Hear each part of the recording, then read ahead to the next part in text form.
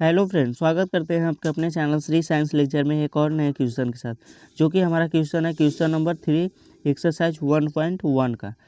अब देखिए क्वेश्चन है, अभाज्य गुणनखंड विधि द्वारा निम्नलिखित पूर्णांक के एचसीएफ और एलसीएम ज्ञात कीजिए। क्या क्वेश्चन है? अभाज्य गुणनखंड विधि द्वारा निम्नलिखित पूर्णांक के एचसीएफ और एलसीएम ज्ञात करना है। तो चलिए इसको सोल्व करते हैं।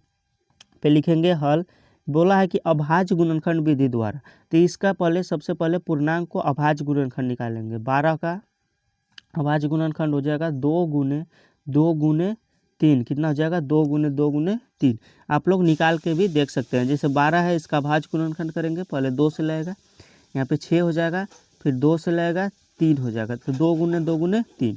15 का निकालेंगे तो 15 का हो जाएगा, 2 से नहीं लगेगा, 3 से लगाएंगे, 3 से लगाएंगे, 3 पचे 15 हो जाएगा।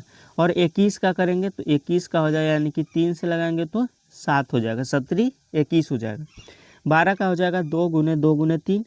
और उसके बाद 15 का अभाज्य गुणनखंड हो जाएगा 3 गुने 5। कितना? 3 गुने 5। और यहाँ पे 21 का हो जाएगा, वो हो जाएगा 3 गुने 7। कितना? 3 गुने 7 हो जाएगा।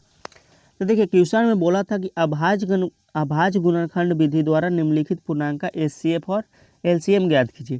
तो अभाज्य गुणनखंड कर लिए, इसका एचसीएफ और एलसीएम ज्ञात करेंगे। देखिए 12 का आया 2 गुने 3, 15 का आया 3 गुने 5 और 21 का आया 3 गुने 7। तो चलिए ये पहले एचसीएफ ज्ञात करते हैं। क्या? एचसीएफ। देखिए एचसीएफ क्या होता है कि जो तीनों में कॉमन होता है वही एचसीएफ होता है। यानी कि तीनों में कॉमन क्या है, तो जो तीनों में दिख रहा है वही तीनों में कॉमन है। यानी कि 3 जो है वो तीनों में कॉमन है। क्या है? 3 तीनों में कॉमन है, इसके अलावा कुछ नहीं है। अगर इसके अलावा और कुछ रहता तो वही एचसीएफ होता है। तो यहाँ पे 3 कॉमन है तीनों में, तो यहाँ पे एचसीएफ बराबर 3 हो जाएगा। यानी कि जो तीनों में मिले वही एचसीएफ होगा। अब देखिए एलसीएम। अब एलसीएम क्या होगा? एलसीएम में क्या होता है कि जो तीनों में मिलता है उसको एक बार लिखते हैं। यानी कि 3 मिला है, 3 को एक बार लिखेंगे। ये नहीं कि तीनों में 3 है तो 3 बार लिखेंगे, नहीं, तीनों में 3 है यानी कि एक ही बार लिखना है, क्योंकि 3 कॉमन है। उसके बाद जो बच जाता है उसको लिखते हैं। यानी कि पहला वाला में क्या बच गया? 2 बच गया, फिर 2 बच गया, और दूसरा वाला में क्या बच गया? 5 बच गया। क्या? 5 बच गया, और तीसरा वाला में 7 बच गया। यानी कि 3 को एक ही बार लेना है, जो कॉमन है उसको एक बार लेना है, और बाकी जो बाहर बच गया उसको एक बार लेना है। तब देखिए यहाँ पे इसको गुना कर देंगे तो कितना हो जाएगा? 2 दूना के 4 हो जाएगा, 4 पच्चे 20, और 20 दिया 60 हो जाएगा। और 60 गुने 7 करेंगे तो हो जाएगा 7 छक 42, यानी कि 420 हो जाएगा। एलसीएम कितना हो जाएगा? 420 हो जाएगा। एचसीएफ बराबर 3 हो जाएगा।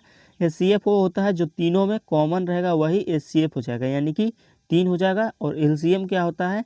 जो तीनों में कॉमन है उसको एक बार लिखेंगे, और जो बाहर बच गया है उसको एक बार लिखेंगे, तो एलसीएम कितना हो जाएगा? 420 हो जाएगा। यही देखिए आंसर हो जाएगा। एचसीएफ बराबर 3 आंसर हुआ, और एलसीएम 420 हो गया। चलिए इसे आप नोट कर लीजिए। मिलते हैं अगले वीडियो में अगले क्वेश्चन के साथ।